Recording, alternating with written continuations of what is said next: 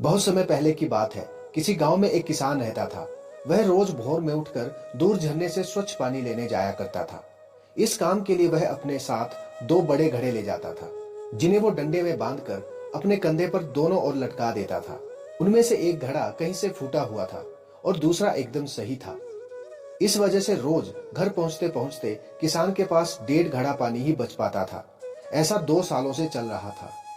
सही घड़े को इस बात का घमंड था कि वो पूरा का पूरा पानी घर पहुंचाता है और उसके अंदर कोई कमी नहीं है।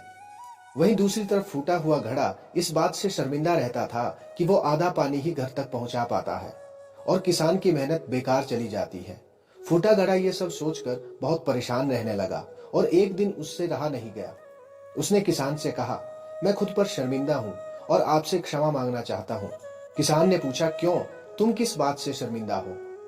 फूटे घड़े ने दुखी होते हुए कहा, शायद आप नहीं जानते, पर मैं एक जगह से फूटा हुआ हूँ और पिछले 2 सालों से मुझे जितना पानी घर पहुंचाना चाहिए था बस उसका आधा ही पहुंचा पाया हूँ।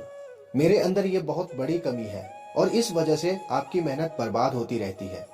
किसान को घड़े की बात सुनकर थोड़ा दुख हुआ और वह बोला, कोई बात नहीं, मैं चाहता हूँ कि आज लौटते वक्त तुम रास्ते में पड़ने वाले सुंदर फूलों को देखो। घड़े ने वैसा ही किया। वह रास्ते पर सुंदर फूलों को देखता आया। ऐसा करने से उसकी उदासी कुछ दूर हुई, पर घर पहुंचते पहुंचते फिर उसके अंदर से आधा पानी गिर चुका था। वो मायूस हो गया और किसान से क्षमा मांगने लगा। किसान बोला, तुमने शायद ध्यान नहीं दिया, पूरे रास्ते में जितने भी फूल थे वो बस तुम्हारी तरफ ही थे। सही घड़े की तरफ एक भी फूल नहीं था। ऐसा इसलिए क्योंकि मैं हमेशा से तुम्हारे अंदर की कमी को जानता था और मैंने उसका लाभ उठाया। मैंने तुम्हारी तरफ वाले रास्ते पर रंग बिरंगे फूलों के बीज बो दिए थे और पूरे रास्ते को इतना खूबसूरत बना दिया।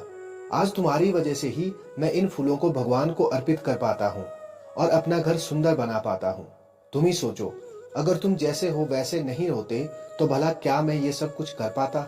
दोस्तों, हमें जीवन में ऐसे बहुत से लोग मिलते हैं जो कहते रहते हैं कि अपने आप को बदलो, पर आप सोचिए कि अगर दूसरों के लिए आप अपने आप को बदल देंगे तो क्या आप अपने आप से प्यार कर पाएंगे? अपने को दूसरों के लिए नहीं, बल्कि अपने आप के लिए बदलिए।